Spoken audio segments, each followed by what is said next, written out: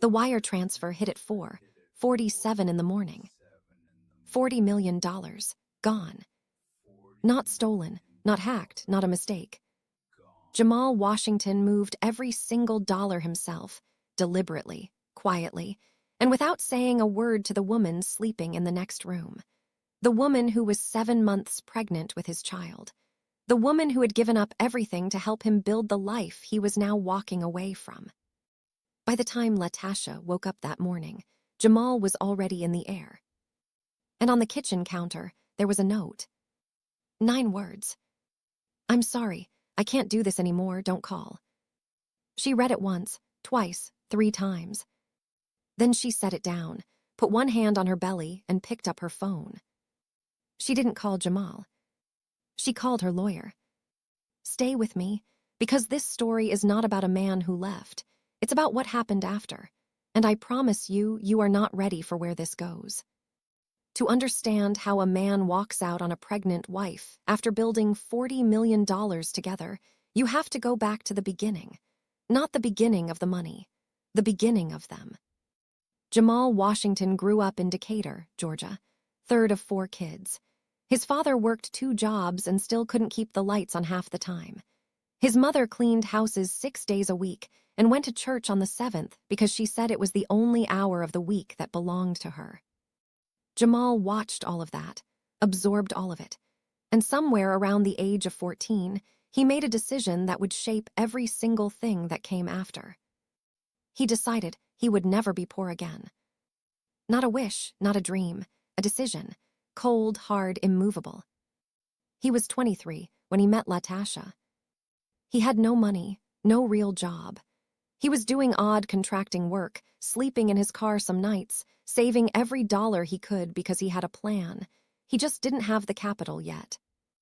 Latasha was a paralegal at a mid-size firm downtown. She was 22, smart, focused, and not looking for a relationship. She was looking for stability. She had grown up watching her own mother make bad choices behind a pretty face, and she had promised herself she would never do the same. Their first conversation lasted 4 hours. It started at a mutual friend's birthday party, moved to the parking lot when the music got too loud, and ended sitting on the hood of Jamal's car at 2 in the morning, talking about everything: their families, their fears, what they wanted, what they were afraid to want. "You talk like you've already made it," Latasha said. "Because in my head, I already have," Jamal said. "The rest is just paperwork." She laughed, but she was also watching him, really watching him, because she had heard men talk big before. The difference was that Jamal didn't sound like he was trying to impress her. He sounded like he was reporting facts. Their third date was a McDonald's booth, sharing one large fry. "I know this isn't much," Jamal said. "It's fine," Latasha said. "It's temporary," he said. "Everything about right now is temporary. I want you to know that. I'm not staying here, I'm going somewhere, and I would really like it if you came with me." Latasha looked at him for a long moment. "Then let's go," she said. Those 3 words cost her everything, and gave her everything, depending on which chapter of the story you're reading. 6 months into their relationship, Jamal came to her with a deal. There was a duplex in East Atlanta. Foreclosure. The numbers made sense. If he could get the capital together, he could flip it, rent it, and use the income to fund the next one. He needed $32,000. He had 11. "I have the rest," Latasha said. "Tasha, it's my emergency fund. I've been building it for 3 years." "I know. That's exactly why I don't want to touch it." "Jamal, I have read every document you showed me. I've run the numbers myself. This deal makes sense." "What if it doesn't work?" She was quiet for a second. Then she said, "Then we figure it out together. But I don't think it's going to fail. I think you're going to make this work, and I want to be part of it when you do." Her mother found out 2 weeks later. "You gave that man your savings," her mother said. "Latasha, baby, you don't even have a ring." "Mama, I'm not investing in a man. I'm investing in a deal." "Same thing." "It's really not. When he leaves, don't come crying to me." "He's not going to leave." Her mother looked at her the way mothers look at daughters they love but cannot save, and she said nothing else. The deal closed in 41 days. They made a profit of $68,000. Jamal showed up at Latasha's apartment at 9 o'clock at night, holding a printout of the wire confirmation. "We did it," he said. Latasha looked at the paper, looked at him, and started crying. Not because of the money, because of what it meant. Because this man had said he was going somewhere, and he meant it, and she had believed him, and she had been right to believe him. That was the moment she fell completely in love with Jamal Washington. It was also, without either of them knowing it, the moment the clock started ticking. Because Jamal's hunger didn't stop at 68,000. It didn't stop at 1 million. It didn't stop at 10 million. And somewhere in the middle of chasing the next number, something in him began to change. Slowly, quietly. The way erosion works, you don't notice it until the ground gives way. The second deal was bigger. The third was bigger than that. Within 2 years, Jamal had left the contracting work behind and was doing real estate full-time. Within 3 years, the portfolio hit $12 million. They got engaged on a Tuesday night in their kitchen. No restaurant, no grand gesture. Jamal just looked at her over dinner and said, "I want to do this with you, all of it. Every deal, every problem, every good day. You in?" "I've been in," Latasha said. "You're the one who needed to catch up." They got married 4 months later.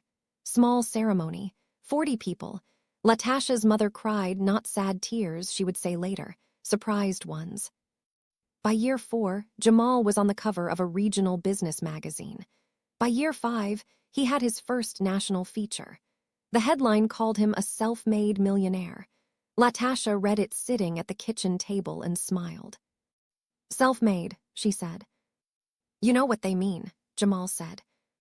"I know exactly what they mean," she said. "And I know what actually happened. Those are 2 different things." "Tasha." "I'm not upset, Jamal. I'm just saying, we made this, both of us. Don't let them rewrite the story." "Nobody's rewriting anything." He kissed her forehead. He meant it when he said it. He believed it when he said it. But the profile requests kept coming, and the speaking invitations, and the dinners with investors and developers and people who had never seen Jamal struggle and never would. And in those rooms, the story got shorter every time. Cleaner, simpler. Self-made. And Latasha, the woman who had handed him her emergency fund in a McDonald's parking lot, slowly disappeared from the narrative. Not intentionally. That's the thing. It wasn't malicious. It was just convenient. And convenience, left unchecked, is one of the most dangerous things in a marriage.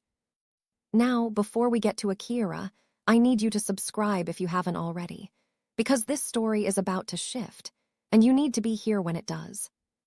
Akira Sato came into Jamal's life 18 months before he left. She was 31, Harvard MBA.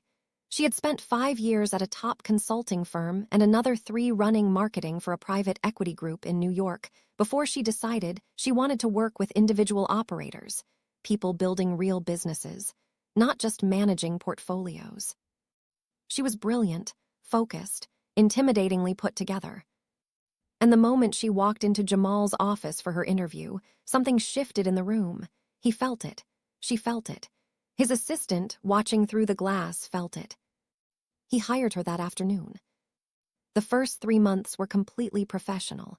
Akira restructured his entire marketing operation, tripled his social media reach, and landed him 2 partnerships that added almost $4 million to the business.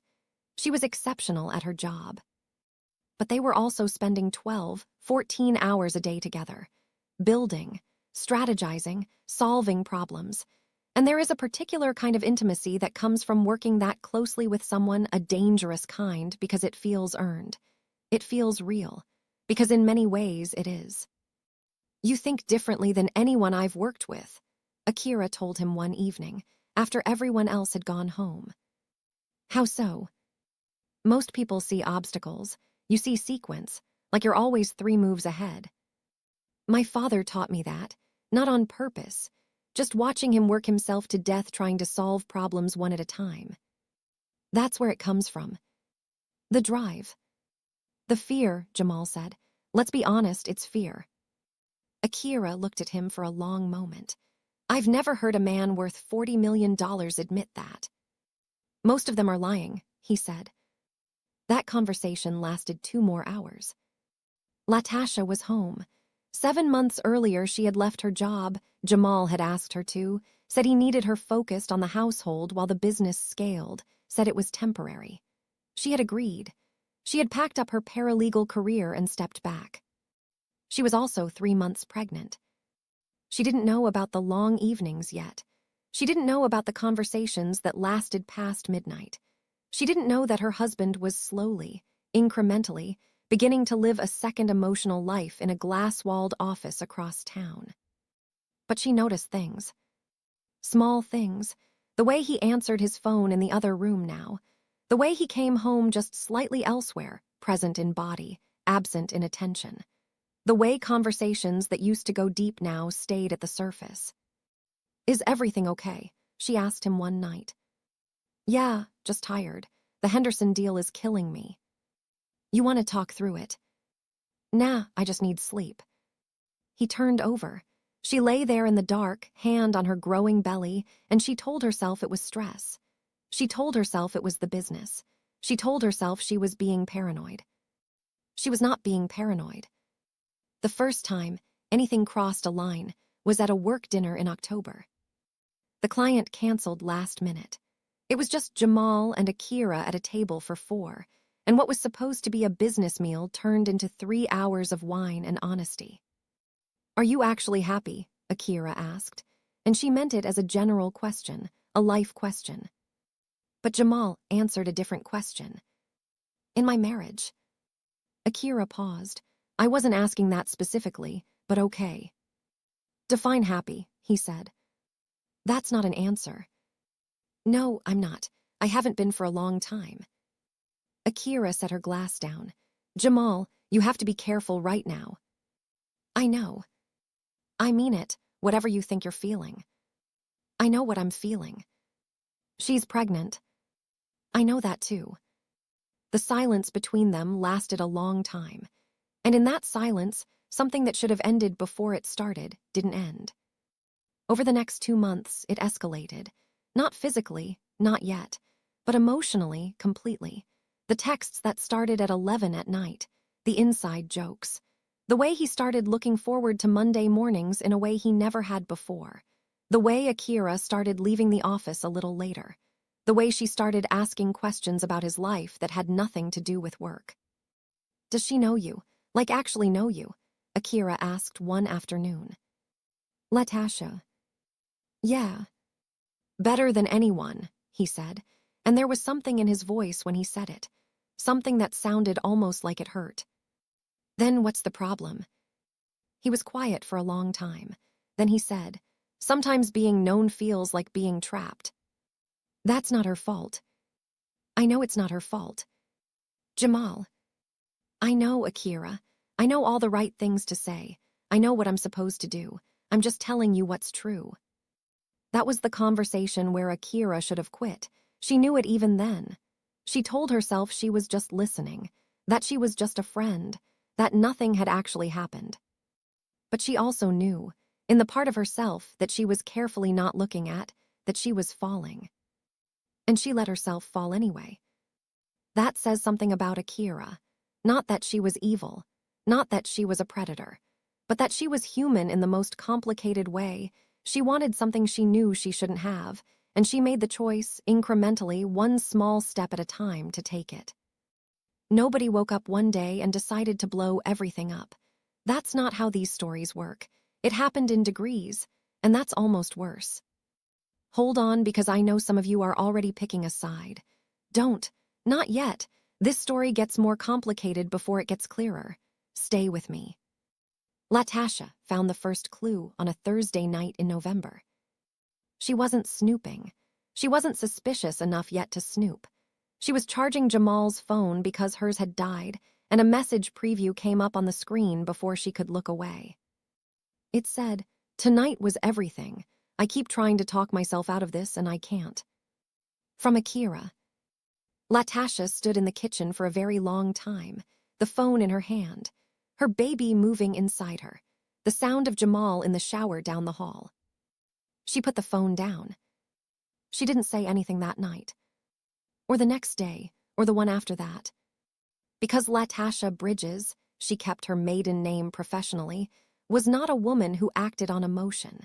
She was a woman who acted on information, and one message was not enough information. So she started paying attention differently. She noticed he cleared his call log every night now. She noticed Akira's name disappeared from his phone contacts, which meant the number was still there, just saved under something else. She noticed he started working late on nights he used to be home.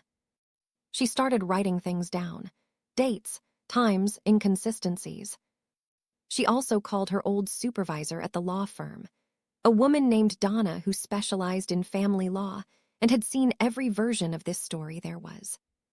"I need to know something hypothetically," Latasha said. "Nothing you tell me is hypothetical," Donna said.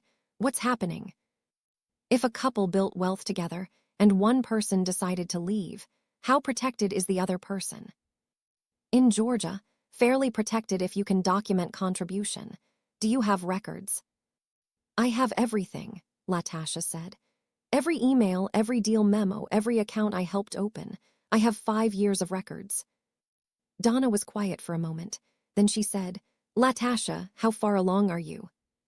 5 months. "Okay, listen to me carefully. Don't move any money, don't confront him yet, just document. Can you do that?" "Already started," Latasha said. She was 5 months pregnant. Her husband was falling in love with someone else, and she was already 3 steps ahead. But here is the thing about Latasha that this story requires you to hold. She was not purely innocent. She was strategic, and strategy in a marriage can be its own kind of deception. She didn't confront Jamal because she wasn't ready to end it yet, not just because she was pregnant, but because she wasn't done gathering what she needed. She was building a case, calmly, methodically, while sleeping in the same bed as the man she was building it against. Her best friend Keisha asked her later, much later, how she did that, how she stayed calm. "Because I decided," Latasha said. "The moment I read that message, I decided who I was going to be in this situation, and I decided I wasn't going to be the woman who fell apart." "But weren't you devastated?" "Keisha, I was shattered every single day. I just didn't let it show." "That's incredible, or terrifying, I haven't decided which." Latasha smiled. "Both," she said. "It's both." Physical in December. A work trip to Charlotte that Latasha didn't know the details of because Jamal had stopped sharing details. Akira told herself it was one time, that they would go back to professional, that she could draw the line there. Jamal told himself the same thing. Neither of them drew any lines. By January, Akira was asking questions she had no right to ask yet, not because she was cruel, but because she had crossed into territory where the questions felt inevitable. "What are you going to do?" she said. "About what?" "Jamal. I know what you're asking." "Then answer it." He sat on the edge of the hotel bed. They were in Miami for a conference, and he looked at the floor for a long time. "I don't want to hurt her," he said. "That's not an answer, that's a wish." "Akira." "You're going to be a father in 2 months, Jamal. Whatever you're going to do, you need to decide, because I am not going to be someone's secret. I won't do that to myself." "I know." "Do you love me?" Long silence. "Yes," he said. "Do you love her?" Longer silence. "I don't know what I feel for her anymore. I know what I owe her. I know what we've built. But that's not." "That's not love," Akira said quietly. "You're describing obligation." "Maybe that's what marriage turns into." "Or maybe you let it," Akira said. "Maybe you stopped choosing her and now you're calling it fate." Jamal looked at her, and in that moment he made the decision, not the right one, but a decision. "I'll handle it," he said. "When I get back, I'll handle it." What Jamal did not know, what Akira did not know, was that while they were having this conversation in Miami, Latasha was at home meeting with a forensic accountant. She had found the offshore accounts. Pause right here because I know you have thoughts. Drop them in the comments. Team Latasha, Team Akira. Or are you like me, somewhere in the complicated middle? Let me know. Here is something Jamal had done that Latasha was never supposed to find. Over the previous 18 months, as the business scaled, he had been quietly redirecting portions of revenue into accounts she wasn't on. Not all of it, not even most of it, but enough. About $6 million spread across 3 entities, 2 of them offshore. He told himself it was business structure, asset protection. He told himself any smart operator did this. He told himself a lot of things that were half true at best. What it actually was, whether he admitted it or not, was preparation. Some part of him, the same cold, calculating part that had decided at 14 he would never be poor again, had been quietly preparing to leave for months. Latasha's forensic accountant found the first account in 40 minutes. How did he structure this? The accountant asked, pulling up the filings. He had help, Latasha said. He used a business attorney I never met. I found the retainer agreement in his email. Do you have login access to any of these entities? I have his email password. He never changed it. He didn't think I knew it. You've been monitoring his email. Latasha looked at her evenly. I've been protecting myself. The accountant found all 3 accounts by the end of the week. $6.3 million. Latasha called Donna. Tell me what this means for the settlement. It means he was planning to leave before he told you he was planning to leave, Donna said. And in Georgia, that matters enormously. Good. Latasha. I'm fine, Donna. You're 7 months pregnant. I'm aware. What do I do next? Jamal came home from Miami and spent 4 days being almost normal. He had dinner with Latasha. He asked about her prenatal appointment. He rubbed her feet one evening while they watched television, and she let him because she was not ready yet. She was still waiting. Waiting for what, she couldn't fully say. Maybe for him to tell her the truth on his own. Maybe for one moment of honesty that would tell her whether any of this was salvageable. Maybe she was just waiting to feel like she had everything she needed before she pulled the trigger. On the 5th day, he told her he had another trip. Where? She asked. Dallas, 2 days. Which client? A half-second pause, almost nothing. She would have missed it 6 months ago. The Mercer Group. I told you about them. You didn't, actually. Tasha, I'm sure I mentioned it. You didn't, but okay. He left the next morning. He did not go to Dallas. He went to Akira's apartment. He stayed for 2 days. They talked about the future, their future, in the specific, detailed way that people talk about things when they've finally decided they're going to do them. I want to be clear about something, Akira said on the 2nd night. I'm not asking you to leave her. That has to be your choice, entirely yours. I've already made it. Jamal. I've made it, Akira. I've been making it for 6 months. I just needed to stop lying to myself about it. What about the baby? He looked at the window. I'll be in the baby's life. That doesn't change. Have you thought about what this does to her? I know what it does to her. I'm not a monster. I didn't say you were. I know what it does, he said again, quieter. I just can't stay. Akira looked at him for a long time, and she made a choice, the same choice she had been making in increments for months. She chose to believe him. She chose to believe that a man who would leave his 7-month pregnant wife for her was a man she could trust. That choice would cost her more than she knew. He went home on a Wednesday night. Latasha was asleep. He sat in the kitchen for 2 hours. He wrote the note at 4 in the morning, 9 words. He read it back, added nothing, took nothing away. He transferred the money at 4:47. He was gone by 5:15. And Latasha woke up at 7, found the note, and made the call that would set the next 2 years of both their lives in motion. Donna had the paperwork ready within 48 hours. She had been ready for 3 weeks.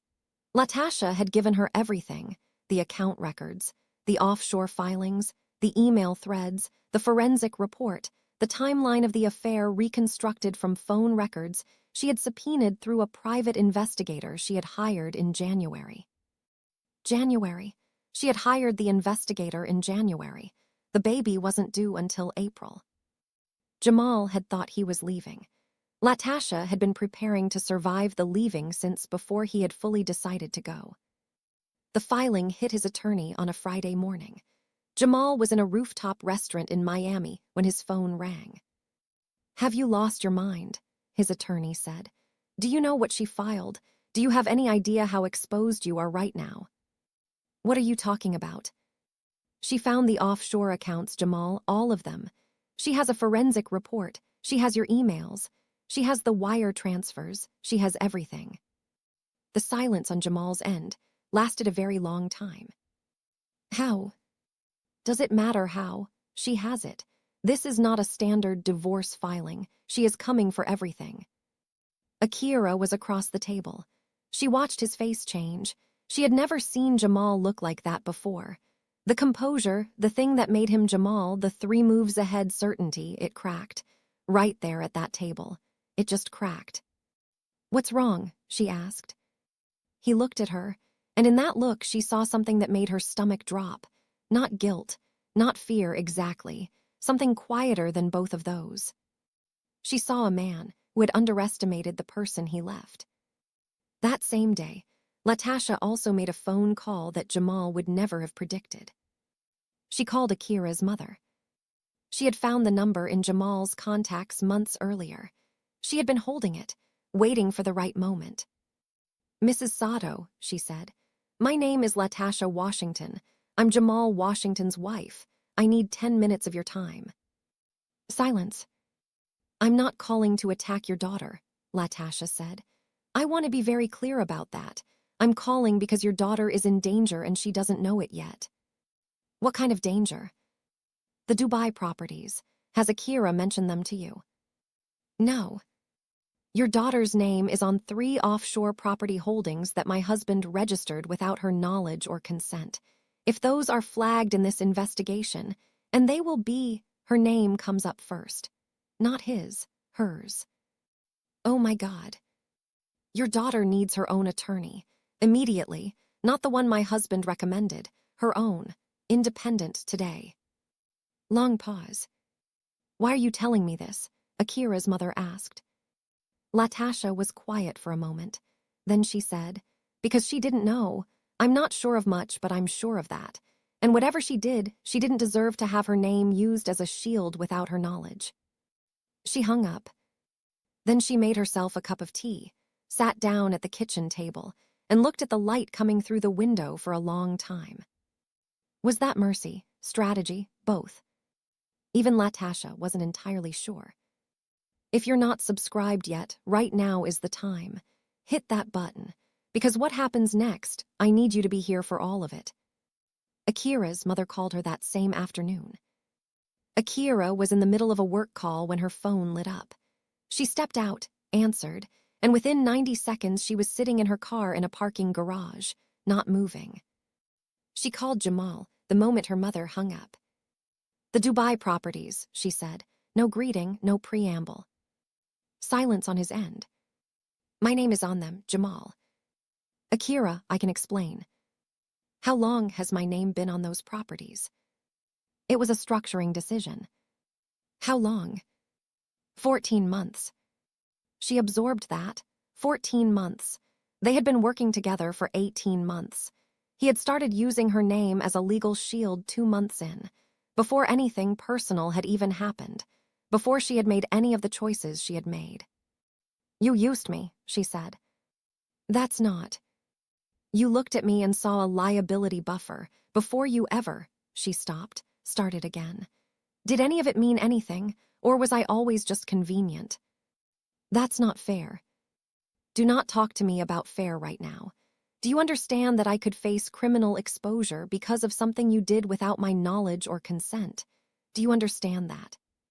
"Nothing is going to happen to you." "You don't know that. You keep saying things you don't know. You don't know nothing will happen to me. You didn't know she was documenting everything. You don't know anything except what you want to believe in the moment."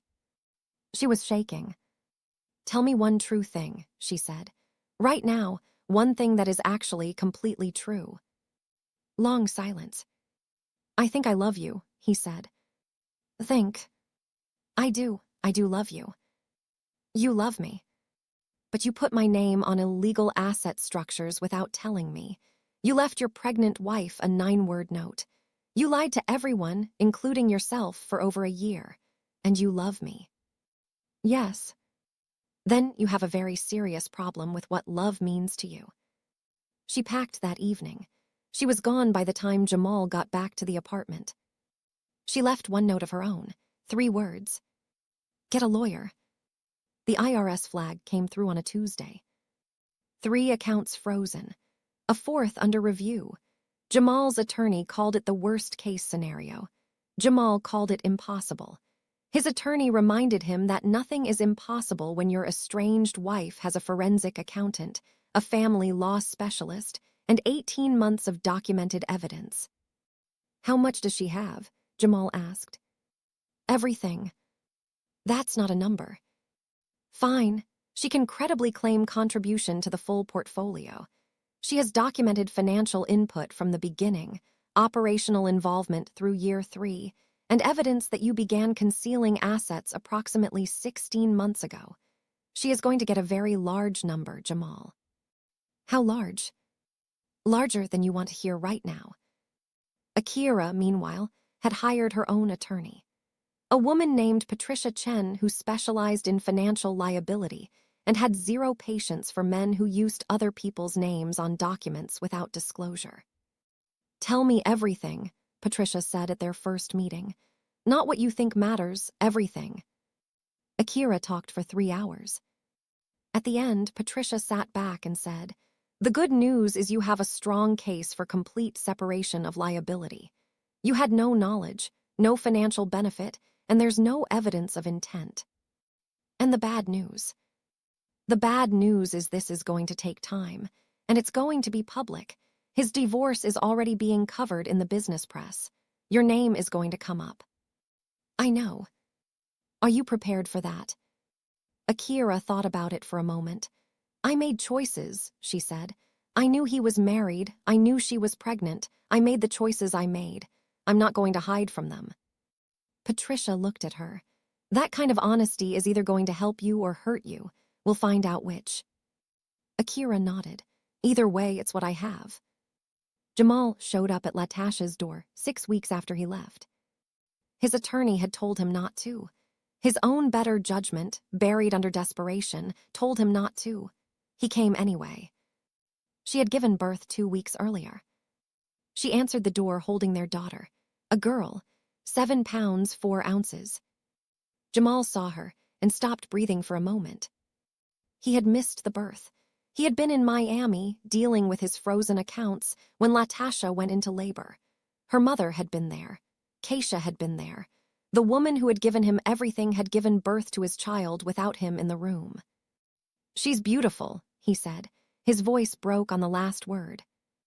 Latasha looked at him for a long moment. Yes, she is. What's her name? Maya. He nodded. He kept his eyes on the baby. He couldn't look at Latasha directly. Can I? No, Latasha said, quietly, without anger. Not today. Talk to my attorney about visitation. Latasha, please, I just want to talk. Jamal, what could you possibly say to me right now? I made a mistake, I know that. The biggest mistake of my life, I know that. You didn't make a mistake. You made a plan. You moved money, you hid accounts, you spent 6 months preparing to leave before you actually left. That's not a mistake. That's a decision. I was wrong. You were wrong every day for a year and a half. That's a lot of days to be wrong, Jamal. He looked at her, really looked at her. This woman he had met in a parking lot, who had handed him her emergency fund, who had quit her career for him, who had been 7 months pregnant when he left a 9-word note and disappeared. I'm sorry, he said. I know that doesn't. I'm going to say something and I need you to hear it, Latasha said. I'm not angry at you anymore. I was so angry I could not see straight. But I am not anymore. Not because I forgive you. I do not. Not because what you did was okay. It was not. but because I decided I am not going to carry your choices inside me for the rest of my life. I have a daughter to raise. I have a career to rebuild. I have a whole life ahead of me, and I am not giving you a single inch of it. So that's it. It was over when you wrote that note. He stood on the porch for another minute. Then he walked to his car. He sat in the driveway for a very long time. Then he drove away. He did not come back without an appointment after that. Keisha came over that night with food and wine, sparkling grape juice for Latasha, and they sat on the kitchen floor because it felt right, the same way the kitchen floor had felt right on the morning Latasha found the note. "How are you actually?" Keisha asked. "Tired, relieved, sad, proud, all of it at the same time." "Proud of what?" "Of myself. Is that terrible?" "No, it's honest. I protected myself. I protected Maya before she was even born. I didn't fall apart. I wanted to. God, I wanted to, but I didn't." "Can I ask you something?" "Go ahead."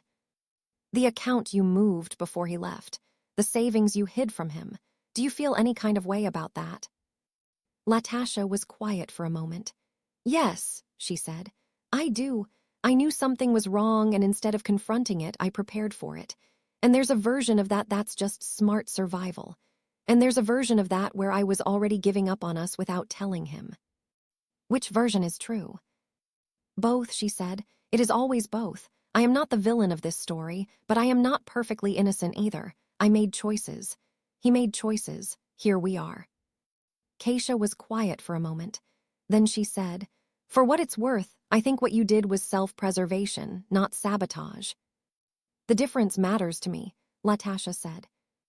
"I know," Keisha said. "That's why you're going to be okay." Akira moved to Tokyo 4 months after everything fell apart. Not to run. She was clear about that when people asked. She had always wanted to spend time there, and she had a contact at a consulting firm who had been asking for 2 years, and the timing, terrible as it was, had opened a window. She went. She worked. She spent a lot of time alone in a city where nobody knew her name or her story.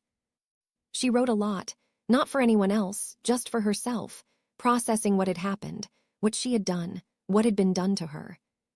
One night, sitting in a small restaurant near Shinjuku, she called her mother. "Are you okay?" her mother asked. "I've been asking myself that for months." "And?" "I think so. Not yet, but I think so." "Do you regret it?" Long pause. "I regret how I handled certain moments. I regret ignoring things I saw because I wanted to see something else. I regret trusting too fast." "But him, do you regret him?" "Mama." It's an honest question. Akira looked out the window at the street. "I fell in love with who I thought he was. The man I thought he was worth loving. The man he actually was, I couldn't have known until I did. So I don't know how to regret it. I just know it cost me more than it should have." "What are you going to do when you come back?" "Build something that's mine. Only mine, from scratch." Her mother was quiet for a moment. Then she said, "She called me, Latasha." "I know." "She didn't have to do that." "No, she didn't." "What do you make of that?" Akira thought about it. "I think she's more complicated than the story people want to tell about her. I think she's not the saint, and I'm not the villain, and Jamal's not the monster. I think we're all just people who made choices and had to live with them." "That's very generous." "It's honest," Akira said. "I'm done with everything except honest." Jamal started therapy in September, 8 months after he left. His therapist was a man named Dr. Raymond Ellis, 60 years old, who had heard every version of every story and had not once flinched. He sat across from Jamal in a quiet office in Buckhead and said on their first session, "Tell me what you think happened." Jamal talked for 50 minutes. At the end, Dr. Ellis said, "You've told me what you did. You haven't told me why." "I told you, the connection with Akira, the feeling that the marriage had become." "Those are events. I'm asking about the engine. What were you running from?" Jamal looked at the floor. "Take your time," Dr. Ellis said. Jamal was quiet for almost 3 full minutes. Then he said, "Being known." "Say more." "Latasha knew me. everything. Where I came from, what I was afraid of, every version of me before the money. And at some point that stopped feeling like love and started feeling like, I don't know, like I could never be anyone different, like she had already decided who I was and I was stuck in it. And with Akira, she only knew the version that had already made it. She thought I was someone I always wanted to be, not someone I used to be. So you traded intimacy for image. Jamal said nothing. Let me ask you something, Dr. Ellis said. The version of you that Latasha knew, the one who slept in his car, who shared French fries, who was terrified of staying poor, do you think that version was worth loving? Long pause. I don't know. That's the work, Dr. Ellis said. Jamal cried for the first time in 11 years. Not because of the money, not because of what he'd lost, but because he finally understood what he'd done, and it was worse than he'd let himself believe. 18 months after the note, here is where they all were. Jamal settled with the IRS for $4.2 million, lost the penthouse, lost 2 of the 3 offshore entities, kept roughly $17 million in verified assets after the divorce settlement and penalties. He was not broke. He was unrecognizable to himself in ways that had nothing to do with money. He showed up for every custody visit, on time, present. He was learning how to be a father in the absence of the marriage that was supposed to contain it, and he was not good at it yet, but he was trying in a way that was different from how he had tried at anything before. Less performing, more actual. He didn't rebuild publicly. No more magazine profiles. No more speaking invitations accepted. He worked quietly, took smaller deals, and gave more of his time to things that didn't generate revenue. He was not the same man. Whether that was redemption or just consequence, nobody could say for certain. Maybe those things are the same thing, maybe they're not. Akira came back from Tokyo after a year. She started her own firm, 12 employees, entirely independent, with a strict policy about the kinds of clients she would and would not work with. She was exceptional at her job. She had always been exceptional at her job. She gave one interview, a long one in a business publication that covered her career and the events of the past 2 years without nomming Jamal or Latasha directly. Toward the end, the interviewer asked her what she had learned. She said, I learned that choosing to believe something convenient is still a choice. I saw things I didn't want to see and I looked away. That's not someone else's fault. That's mine. I'm not going to spend my life in that pattern. The interview was shared widely. The comments were divided exactly the way comments always are. She didn't read them. Latasha got the settlement she was owed, $14 million plus documented support for Maya. She went back to school, law school specifically. Her supervisor Donna wrote her the recommendation letter and cried while writing it, which Donna would deny if anyone asked. She was at the top of her class. Maya was 18 months old the day Latasha found out she had passed the bar. She was sitting in her kitchen, the same kitchen where the note had been, the same table, the same window with the same light coming through, when the result came in on her phone. She looked at it for a long time. Then she looked at Maya in the high chair across from her, eating something orange and making a mess of it, and she felt something she hadn't felt in a long time. Not happiness exactly. Something quieter and more durable than happiness. She felt like herself.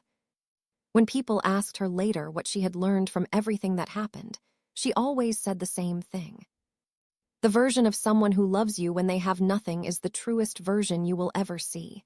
Everything after that is just a test of whether they remember who they were. Some people pass it. Some people don't. Either way, you find out who you're actually dealing with, and that's worth knowing, even when it costs you everything. She never looked back. Not because the past didn't matter, but because she had Maya, and she had herself, and those 2 things were enough for her to build a completely different future than the one she had planned.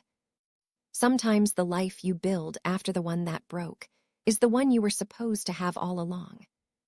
This story does not have a clean villain. Jamal was not a monster. He was a man who let fear do the driving for so long that by the time he understood what he had destroyed, The destruction was already complete. Akira was not a predator. She was a woman who made a series of small choices, each one individually defensible, that added up to something she couldn't take back. And she owned it. That matters. Latasha was not a saint. She was calculating in ways that saved her and complicated her at the same time. She will tell you that herself, if you ask her. She doesn't need the simple version of her own story. None of them do. The real question this story asks isn't who was wrong. They were all wrong in different ways at different times.